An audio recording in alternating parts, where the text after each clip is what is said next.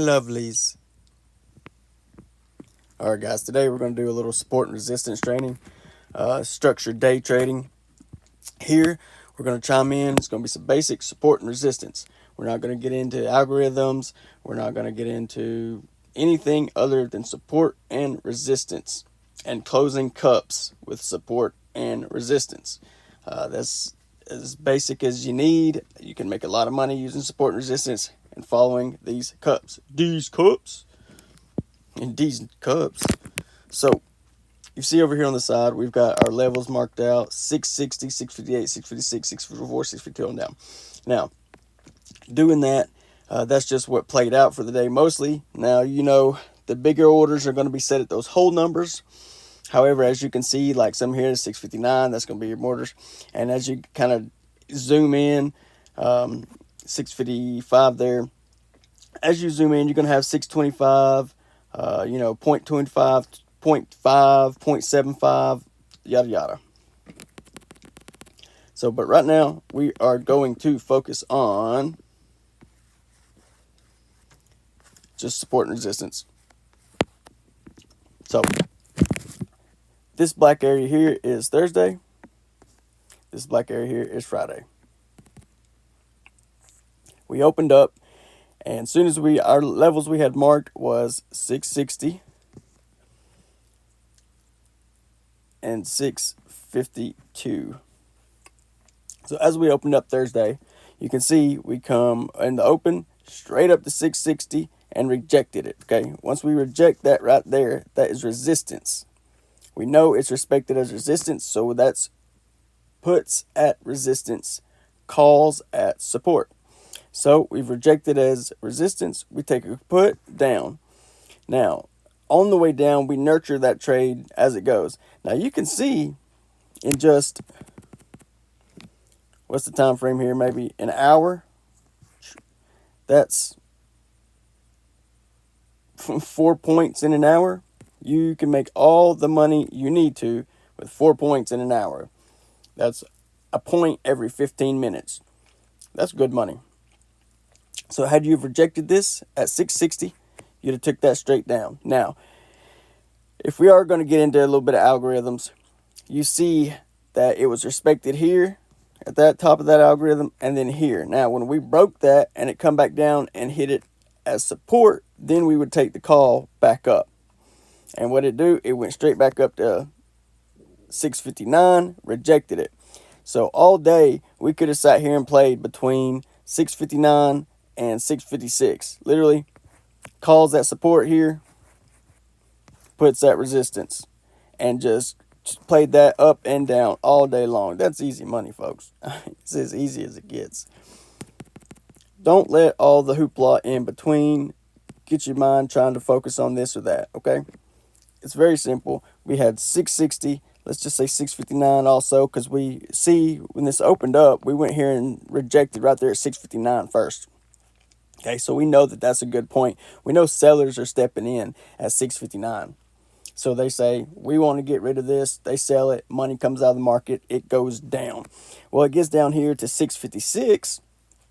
And it says, well, I like this low price down here, so I'm going to buy it. So they take it back up. Well, it gets back up to 659, 660. You see it gets up to 659 there. And there was some sellers stepping in. That's why it consolidated a little bit right there. That's because they said, well, this price is too high. We've seen it get sold off at 659 before. We're taking our profits. So it went up, went ahead and went on to 660. A lot of times that's just market manipulation. Take your money. But as long as you're following your levels and structure, it don't matter. You ain't got to worry about market manipulation because we're trading with structure. And the structure is 659, 660 is our levels, 658, and 656. So you can also see at 657 down through there, it's also being respected. Now, forgive my lines are not exactly perfect, but it's for training, not for trading. You could play that up and down all day. Literally all Thursday. All Thursday here. You could have played this up and down. That calls that support, puts that resistance. Calls that support, puts that resistance. I mean, that's good money all day. That's 2 points back and forth between 15 minutes every time. There's no reason you can't make money there. So you see, a lot of times at power hour, so all this consolidation right here is not great if you're swinging, but for intraday, it's great. You got perfect calls, you got perfect support and resistance there to play in between. What more do you want to ask for? Now, say we want to make a little extra money, yada yada, power hour, okay? Power hour is the last hour of the day. That's when everybody comes back in. So you've got this big movement here until lunch. It was actually good movement through the whole day there Thursday, but that was FOMC. That's why it's as volatile as it was. Now, you see, once we got here at the end of the day, the last hour of the day here, we got down here to this support, and it went up back to 659, and I mean it went up fast. So you'd have took them calls down here at support, you'd have let that run. Now, you always want to nurture it, nurse your position, and take profit along the way. If we zoom in here, I'm not able to on this, but you can see it consolidated a little bit there, there, there, and on up. Now, what that is these cups. It's going to retrace those prices. You see, just as it did here, right? It closed them cups. It come down to this same point right here. It went up to this point, and as soon as it did, it closed that cup and went back down. It went down to close that cup. Once it closed that, it went back up, closed to that cup. Same thing. All we're doing is closing cups here, guys. Now, on a larger picture, let's look at the bigger picture of closing cups. Say this went up to 660, come back down, closed. Now, we broke 660, and this is when we want to start looking at a larger long position. However, we never claimed 660 as support. It never respected 660 to go back up as support. It come back down and rejected it right here. That's resistance. That gives us a good idea what's about to happen, and she's going to tank. And what did it do? She went straight to 652 as we expected. So now we get down here. That's probably 653.5-ish right there, because we know that, you can see the big orders are going to be at the whole numbers, and that's why we have all the action going on in there, them whole numbers. Now you see there's only a little bit of action right there at those quarter numbers, half numbers. So as soon as it caught that right there, and honestly, it was going probably for 654, and that's what they call slippage. That little bit in between right there, that's your slippage. That's big boys just putting numbers in because they can. And what happens is the market that's like the overfillage, extra orders, yada, yada. It just kind of breaks the point a little bit, and then it'll readdress. So what happens when we come down here and we hit this 654, right? We hadn't got our 652 yet. If we hit 654, what happens? It's got to close the cup back up. What's it do? It runs right back up to 656 to close this cup. So it runs right back up to 656 to do that. Now, you can see right here we've got some consolidation all the way right through there, right? Or some respecting 657-ish. So it goes on up to 657 to close that cup. And then it sits here and bounces back and forth between 657 and 656. Then we get as support. It's holding 656 as support. That's great. So as soon as it goes up to 657, we take our position. We don't have to take the whole position, but we definitely want to nurse and protect the position. Protect the position is to just take some profits. Don't turn a green trade to a red trade. There's no need for that. While you're up, take some profits. Let the next, I'll take 90% every time and let 10% of the next trade try to run as runners. And then if it comes down and says it starts respecting these other lines, then I'll get out. So we come down to 652, hit 656, back to 655. It's not hard, folks.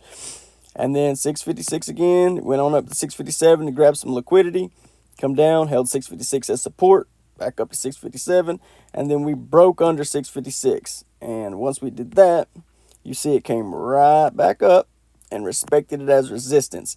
And as soon as it did that, what it do? It tanked straight to 652 because it had to close that cup. Now, if you'll look back, I can't do it on this screenshot, but if you'll look back, I think a couple weeks, not a couple weeks, a year ago, you'll see 652 was a big level there of support where the buyer stepped in. So that's why I had 652 marked there. What happens as soon as it closes that cup, she runs right back to 654. We're going to close that cup. And then we consolidate right here. Boom, boom, boom, boom, boom. Guys, you've got the levels marked. There's no reason you can't make money right here. There's no reason you can't make money right here. I mean, what are we doing? Let it go. Get out of your head. It's very, very simple. Calls that support, puts that resistance. So we got our levels. When this come down here and respected this as support, we take some calls up back to 654. And then once it rejects 64 as resistance, we take puts at resistance back to 652. Now you can see some of these orders got down to like 651, 75, yada yada, and then it's going to do that. That's those numbers you want to look out for. It's going to have that little bit of slippage in those quarter mark numbers. Same thing as the time frames. So if you're looking at a 1 minute time frame or a 15-minute time frame or a 5-minute time frame, say if you're looking at a 30-minute time frame, expect to see volatility in 1 minute markers, larger volatility in 5 minutes, in the 5-minute pulse of the 30-minute time frame. You're looking at a 30-minute chart. However, you're going to see larger pulsing at 1 minute, 5-minute markers, 10-minute markers, and the 15-minute marker. And that's because other people are trading with those time frames. Therefore, when those candles are swapping and shifting, you're going to see liquidity coming in and out. Same thing as if you're on a 1 minute chart like this one. When I'm in the 1 minute chart, I trade off the 1 minute chart far as my entries and exits. When I'm in that 1 minute chart and I'm seeing that 1 minute candle go up and down, I really watch at those 15-second, 30-second, and 45-second intervals, because some people are trading those 15-second, 30-second, 45-second intervals. Industrial trading a lot. Those computers is making those big orders inside of there. And so you'll see that 1 minute candle pulsing. You'll have more, it'll switch back and forth at 15, 30, 45 in a minute. And to be honest with you, somewhere between 25 seconds, and this is some advanced, I say it's advanced, but somewhere between 25 seconds and 40 seconds in the 1 minute chart, whatever it's at that point is most likely going to reverse, because we're halfway through that 1 minute. It's most likely going to reverse.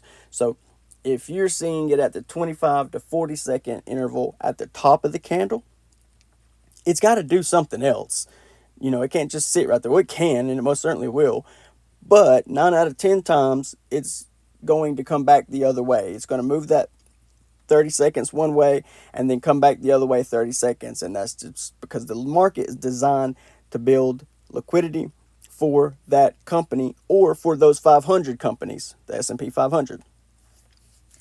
It's not meant to build money for you.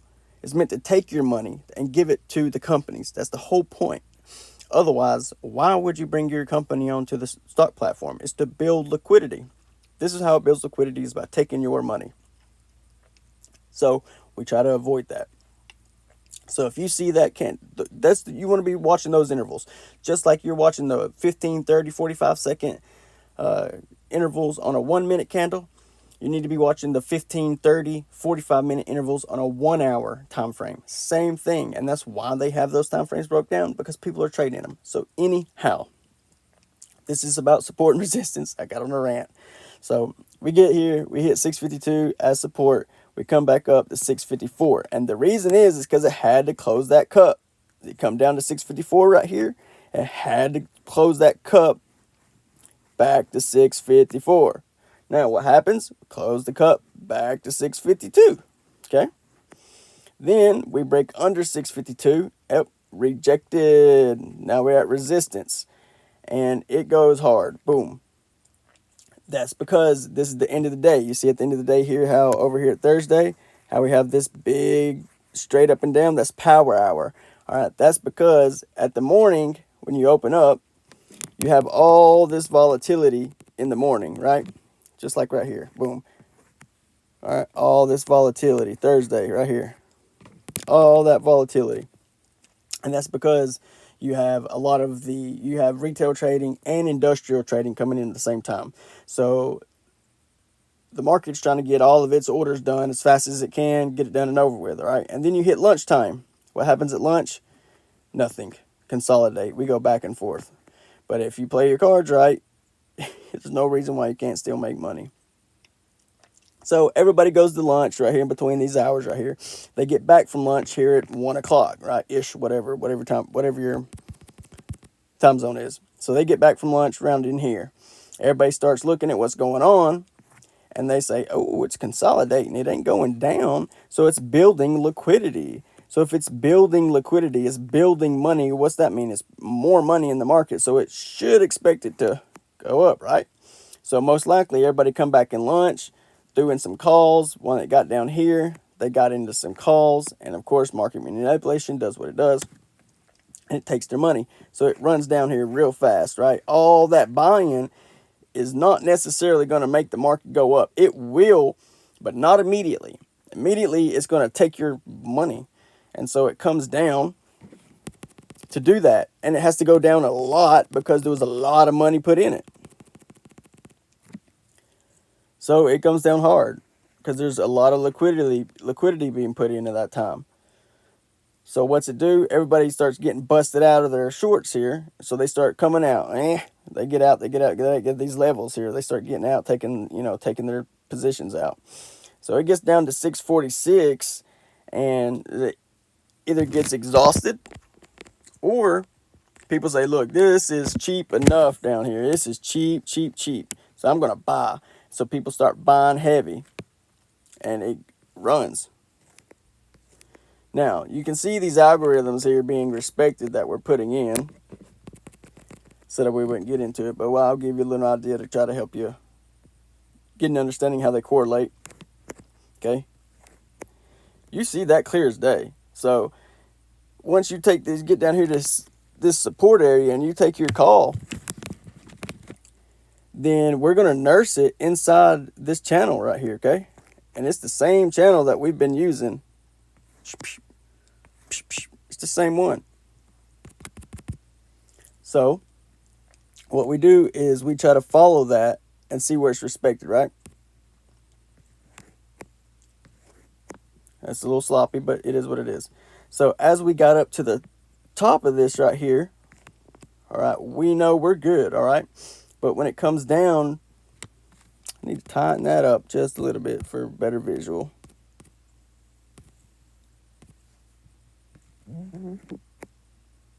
It is what it is. There we go. I like that a little better.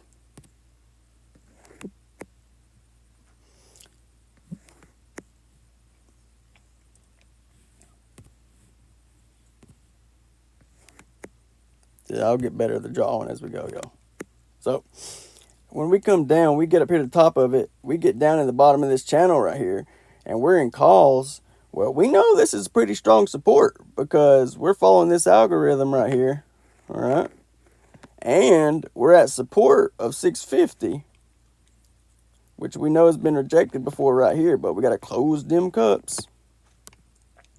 So when it gets down to this support line right here and we're in calls, we're likely going to take take a good bit of our position, if not all of it, because there's a good chance that we get under it. Now, that's not necessarily when you want to take profit. When you want to take profit is when you get up here to the top of it. All right, when you get up here to the top of this channel, that's when you want to take your profit because we're at resistance now. Okay, if anything, you want to buy more right here. Okay, because you're at support. Boom. Now, when we get back up here to the top of this, we're back at the top.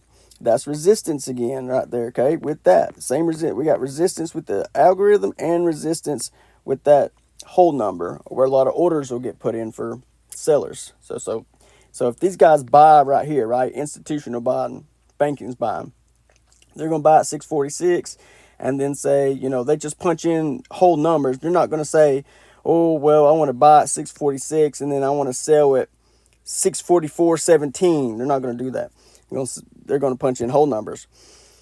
And so the big buying is going to come into those whole numbers, and the big selling is going to come into those whole numbers. So if you're in this algorithm right here and you hit the top of resistance right there, and you're in the top resistance of the algorithm and top resistance of the whole number, well, that's pretty strong resistance. So that's where you take profit. Not necessarily all of it, but at least nurse the position wholly. Because if you're at resistance, what that means, you're going to come back down. So while we're at the top of our exhausted of the long, take some profit. And what happened? It come back down. Same thing, it went back up, top of that resistance right there, come back down, right there. All right, so what we would do is we would either buy more or cut. So what we do, we hit support, right back up, close the cup, right back to that line right there where it went last time. What it do now, it's hit that as resistance, it's got to close the cup and find support right back there where it was at 653.75-ish, something like that. So that's your basic support and resistance, okay? So the way we got our big numbers at 660 and 652 was we looked for them big cup closings, okay? So if you go back, can't do it in the screenshot, go on this. Say if you go back, let's just say this is different avenues, right? Let's say this isn't a 1 minute chart. Let's say it's a daily chart, right? And each candle's a day, ishly, whatever. We're going to have to close these cups. So we come and we know there's buyers right here, right? We know there's buyers. And we know there's sellers at 660. So these are our lines. Let's say we're going to do 656 and 660. All right, that we know that's where we have buyers and sellers at. So when we get over here on Friday and we come up and we get down here to 654, well, we come back up to close this cup. Everything is a cup. Boom. Boom. Boom. Close it right back to 6 there's. Once it close that, then it come down and close this little one. Then it closes the big one. Then it closes this little one. Then it starts a new run. Then it closes this cup right back to the exact same spot. Then it goes up. Then it closes that cup right back to the same spot. It's that simple. Mark your levels. And that's where your cups are going to open and close at. All right. That's enough doodling. I hope this made some kind of sense to you. This is our 5-day average. This is the 200-day average. They got no business being anywhere close to each other like that, but they are. So what we're going to look for here is that this 5-day right here gets under the 200. Probably not. We're going to have to be under the 200 regardless, because that's how averages work. We can't just come down to the 200 and then shoot back up, because then there'd be no average under the 200 for it to matter, right? An average, there has to be a high and a low. So we're going to have to get under the 200 here, have some stuff happening down here under the 200 before it can go back up. Same as the 5-day. So what I like to do with the moving averages, they're not like some big great indicators or nothing. It's just, it's an average. All right, so I just use it as that. Don't try to use it as like some savior. It's just an average. So I use this right here as a 5-day average, whatnot. I'll use a smooth moving average. This is just a regular MA moving average. I use a smooth average because it operates with the movement here. So it would look kind of like this as opposed to a flat average. And that gives you a little bit more detail. But let's say let's say we're working around here at the 5-day, right? A little bit more commonly. So what we're going to do is we get up over the 5-day average. Let's say we get 2 points over the 5-day average, right? Well, and it starts to come back down. It gets to the 5-day average. Well, it's the 5-day average. So for 2 days, it went up 2 points. Well, what's most likely is for 5 days now that this is the average. So we're going to come back down and say if we don't go back up, we got to get under it in order to level this average out, right? That's how this works. And then there's the middle average. So we know 2 points over, man, it's most likely going to come 2 or 3 points out. So if we get under it 3 or 4 points, we're pretty confident that it's going to retreat back up to the 5-day, around that mark, because it got up higher 2 or 3 points. So it's probably going to come underneath 2 or 3 points. If it went up 10 points, we can probably expect it to come under it 10 points. Ishly. Now, there's going to be a little bit of average between those, obviously, but that's a good way to try to think of it. So if you get exhausted up here over 3 or 4 points and your average is being 3 or 4 points under, 3 or 4 points over, then once it gets to that 3 or 4 points under, you can start looking for signs of support, because you kind of got a good idea that it's going to have to retreat back up to keep that average. So once you get there, then you use it as support and resistance, the 5-day average line itself, if it rejects or uses as support. That's how I play it. I try to keep up with how many points over, how many points under on an average, and then when it exhausts one or the other, okay, it gets up over here to the 3 or 4 point line on the top side, and it starts to bend back over there, make that rainbow. Guess what? What's the natural progression of a rainbow? Back down. So once it starts exhausting that 3 or 4 points back up, I'm thinking, okay, well, we got to find somewhere to give me some kind of good idea of something to give me a resistance point here. When I see that and it starts to also rejected that gives me a good idea we're going to be going back down. Okay, same as when you get down here to the bottom. Once you exhaust, say, the 3 or 4 points that it usually gets over, and the reason I say 3 or 4 points is because it's got to, for this to be an average, it has to respect that number at least 5 days, right? It's a 5-day average, so at least every 5 days it has to respect it. So it may go 5 days underneath right here at 5 points under, and that's fine, because when it does retreat back up here to it, you know that most likely it's going to go 5 points back higher. So that's how I play it. Same thing with the 200 is what I'm saying. What I'm getting at is the 200 day. We're just not going to run down to the 200, tap it on as support, and take back off as support. Can't happen. So we're going to have to probably go pretty deep under it. Either we're going to consolidate for a good while under it to build an average, or it's going to go really deep, really fast to get the number low enough that we can get back over it and keep the average high enough, right? So it's got to come down really low, really fast, or consolidate under it to build those numbers underneath.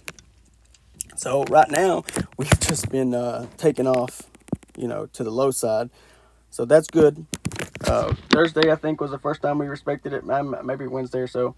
So that was the first time, actually right up in here, that we rejected the 200. That's great. So now we're going to have to build some under it. Now, we either sit here and do like this around the 200 and stay on the bottom side mostly, to build this lower number down through here, to build the lower numbers underneath the 200. I'm not meaning necessarily these numbers. I just mean in general to the 200. So we either kind of stay barely up at it and stay under it like this, and that builds us up some lower numbers to be able to take back off above it like we have been doing. Or we follow up like we did, what was it, last year, and this bad boy goes down 100 points, and that's your average in a couple months, as opposed to actually staying under the 200 for 100 days. So ideally, for a 200 average, you'd have to stay over that number for 100 days and under that number for 100 days. And then you would find the middle point for the total of 200 days. But that's not good for anybody that's buying long, such as these companies. So therefore, they don't want it coming down. They want it going up. Now, if you're short enough, then you can make money also, but that's not how the companies trade. They mostly are buying in and taking it up. So they need the market to keep building liquidity. So it's going to keep taking your money. Now, how long that's lasted, covered calls has been trending, which is you take a very extended long options long position, and then you take small, quick short positions to validate any drops. Therefore, your long doesn't get burnt. You take money, what you do lose in the long on the days that it goes down, you made on quick shorts. You made that up. And so when it does actually over time gradually build, your covered calls are building that in a long stretch. And you're making the little bit of money that you lost on the calls throughout that on the quick shorts. That's why we've been flat lately.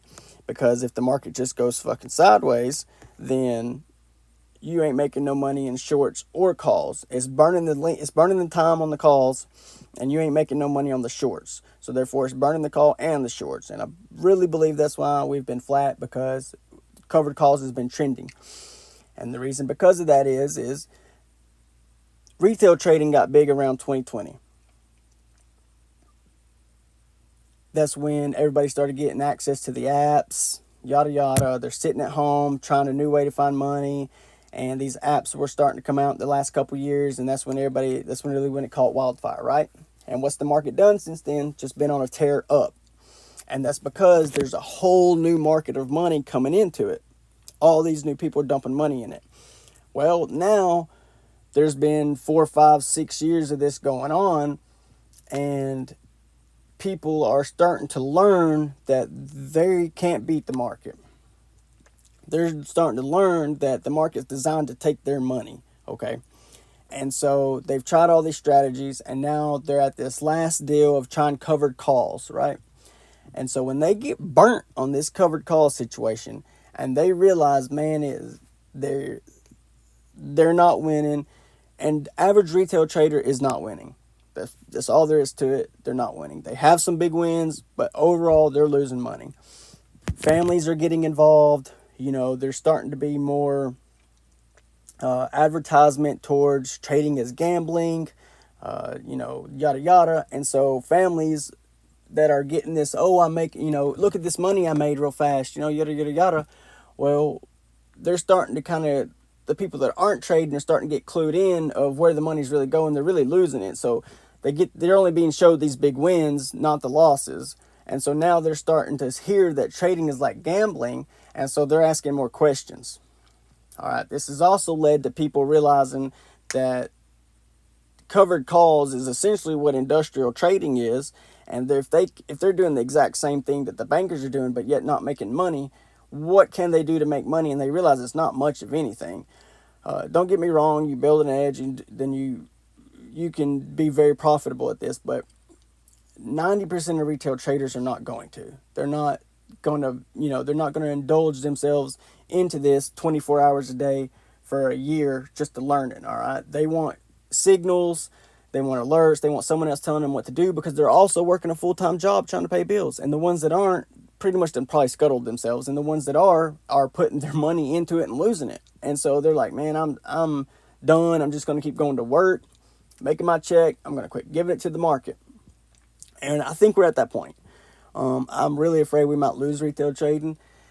And if so, there's going to be a very, very big hole in the market, okay?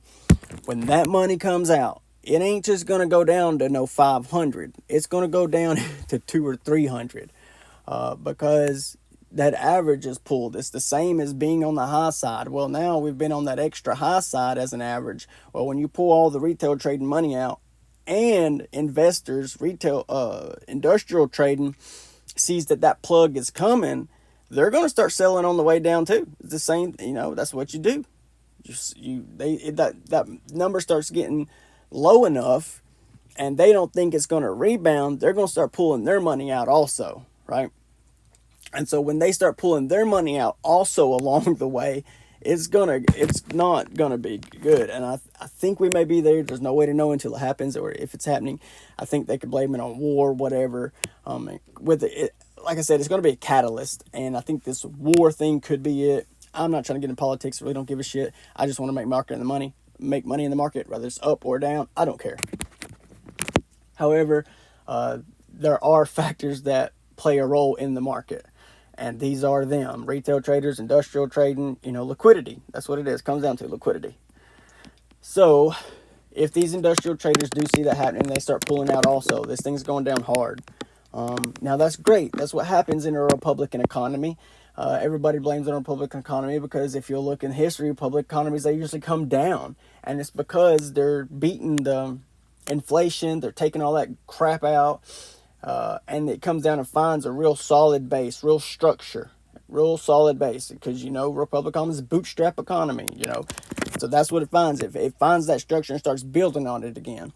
Well, then everybody says, "Oh man, we're tired of that Republican economy because it's been going down. We want the Democrats to start giving us free shit again." And so, Democratic economy comes in because the people that aren't bootstrapped are not getting the liquidity that they're used to. The funds, yada yada, and so they want a Democratic economy back in office. So, Democratic economy comes in. It builds off of the structure that the Republican economy was able to get down to, find some real solid base, cut out the inflation crap, yada, yada, all that. And then they start the inflation again, all right? So therefore, numbers start getting pumped up, pricing is going up, money's floating around, it goes up. People are happy because they're getting money given to them. They're getting credits for this, for that, whatever. And so then we get in this inflation period again. And then everybody says, "Oh, well, now everything's inflated, it's expensive, da da da da." And so Republican economy comes back in. They say, "We don't like this. Everything's too expensive, da da da da." And so Republican economy, it's just a cycle, guys. And the Republican economy comes in, and they start cutting shit out again, and they come down, find another base. But in order to do that, stuff has to come back to reality, all right? Which means the market has to come down, has to find a real base, something solid of reality. All right, well, that's what we do, and it goes up. It's a cycle, all right? No different than these moving averages. It's going to go up, and it's going to go down underneath that average. So we're just trying to find that baseline and work it up and down from there. So I'm not going to get any more politics, but I wouldn't say necessarily politics. It's more economics, but it is what it is. That's my beliefs. It really don't matter what the beliefs are. We're just going to trade with structure, and that's what matters. So let's show us your little algorithm right here. If you've hung on this long, you can see right here, this was respected from Thursday right there. I mean, damn, it's that easy. Literally. I mean, it's that easy. Okay. That one's not so good, but you can see, say we're wedging, right?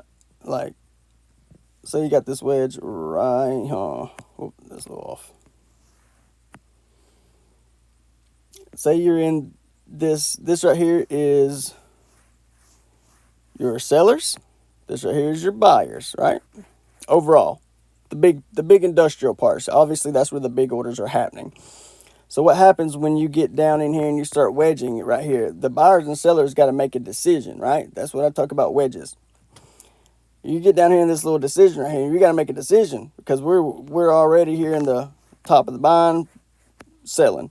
So the decision's got to be made. Are we going to sell off, reject that right there as resistance now and come down? Or are we going to hold this down here as support and take off? And what we did here was held as support and took off. Come in here, held as support, took right off. Now, the reason that's power hour, that's why there's a lot of money coming in after lunch right there at that hourly mark right there. A lot of money coming in right then.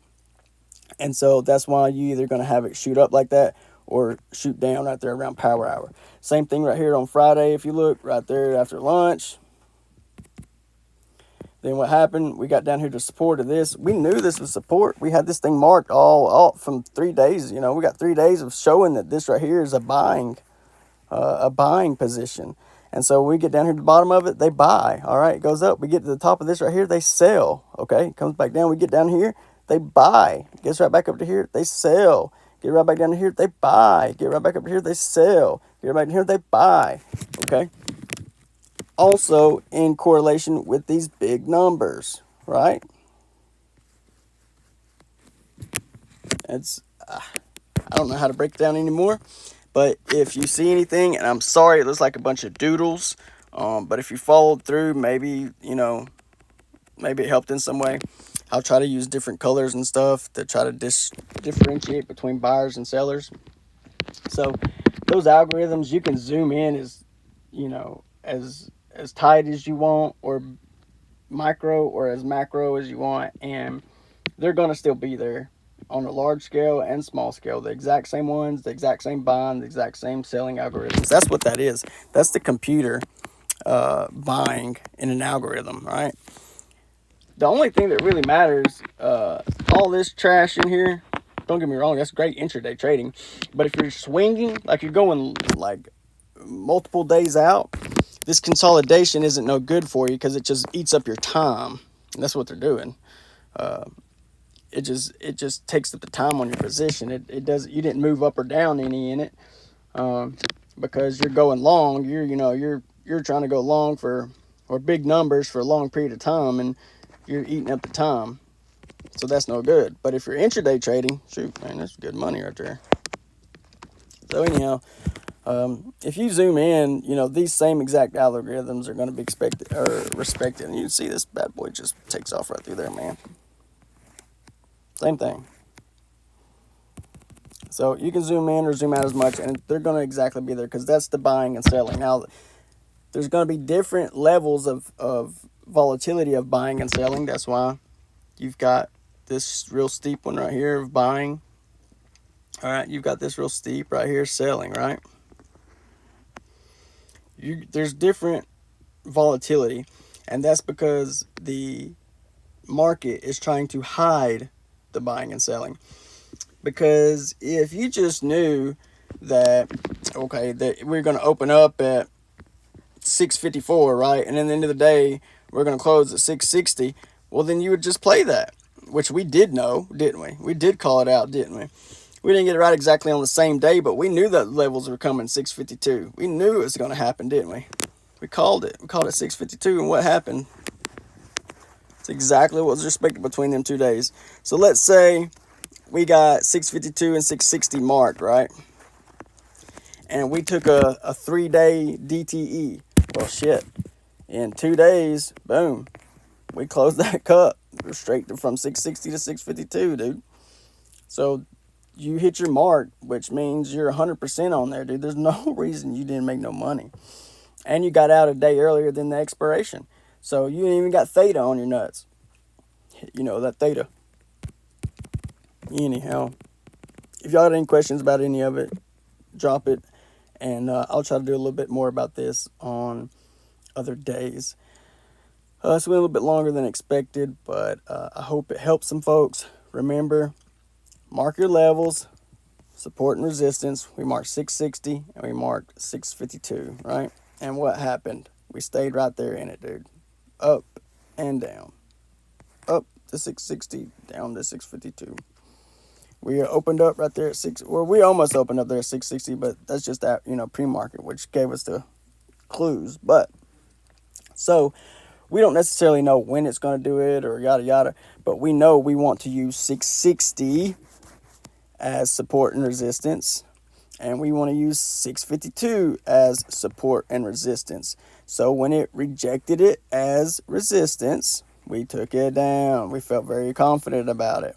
Okay, when it come down to 652, we felt pretty confident about it. Now, let's come down here to take some more money. All right, what did I say before this come back up? But when it closed, you see it had to go back to 652, 654. And that's because we opened up here on Friday here at 656. And so you see what we're actually doing is we're opening right here at 660 and then closing, what was that? Right directly back at 660 right here, Thursday, right there. We opened at 660 and we closed at 660. That's the only thing that matters in banking.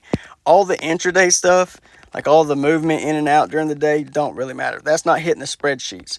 The only thing that's hitting the spreadsheets is the morning open and the day close. Morning open and day close. That's the only thing hitting the spreadsheets. And so we opened at 657 and then we closed roughly at 649. Okay, that's the only thing that's actually hitting the spreadsheets. That's why this thing runs back up real fast in power hour, because it's got to get where it was supposed to. All this is kind of manipulation. Don't get me wrong, it's also some orders happening in there, but it's mostly disguised to keep you from knowing, or keep you from knowing exactly where it's going to buy and sell, open and close. Because if you knew exactly what the orders were, you would just follow that, and the market would never make no money. You take the money from the market. So it has to hide this buying and selling in algorithms. So what we do is we try to find those patterns and mark them. That way we know, all right, this is some overall buying pattern right there. We know this is an overall selling pattern right there. It's the same algorithm. And so when we get up inside and out of it, we know that's where buying and selling has happened. Same as over here, okay? Same as here. You can make it, you can zoom in, make it as tight as you want to. Same exact algorithm again right there. Same selling algo again. Boom, boom. Okay, same one again. All right, you see this big buying algo? We liked it, right? Had it again right there. It's the same buying and selling over and over. It's just disguised. So that's what we use the algorithms to try and to show them to us a little better. But ultimately, all you really need is your levels, your price levels marked.